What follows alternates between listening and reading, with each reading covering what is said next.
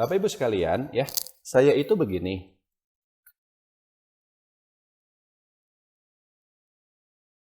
Kita itu kan selalu, ini ya senangnya saya di pasar modal itu kita selalu belajar. Kita nggak pernah berhenti belajar. Kita selalu mengevaluasi.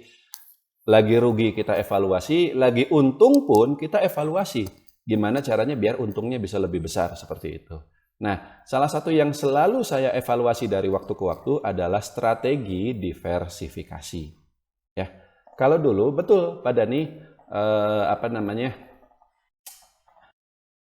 kita pegang saham itu ada banyak ya, 10 saham seperti itu. Sekarang saya mulai berpikir untuk membatasinya sekitar 5 atau maksimal 6 saham saja ya.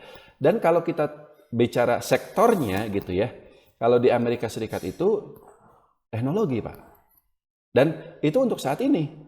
Kalau misalnya nanti saya ngeliat ada semacam pergeseran, contoh begini ya. Pada tahun 2022, Pak Dani, pasar saham Amerika Serikat itu turun. Nasdaq turun, Dow Jones turun, S&P turun. Ya. S&P pun turun. Benar, ini ada apa ini?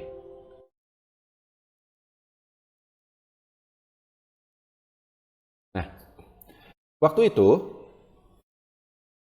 kalau di tahun 2022, kalau kita portonya fokus di saham-saham teknologi, maka kita akan rugi, Pak.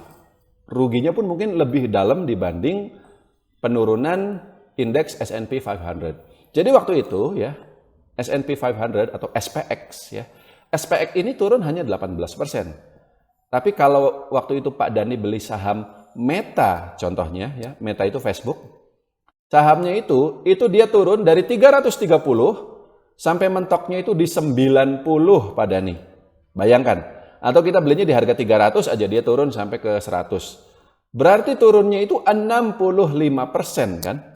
Jauh lebih dalam daripada penurunan indeks SPX-nya itu sendiri gitu loh. Nah, tapi pada tahun 2022 tersebut, 2022 itu bukan kemarin Pak, ini udah tahun 2025. Jadi sebenarnya udah agak lama itu, 3 tahun yang lalu. Tapi waktu itu kalau misalnya kita beli saham Occidental Petroleum, Pak Dani, energi, waktu itu harga sahamnya naik dari $10 sampai tembus $70. 7 kali lipat, seiring kenaikan harga minyak, harga komoditas energi secara umum ketika itu, gitu ya. Nah, jadi simpelnya gitu aja.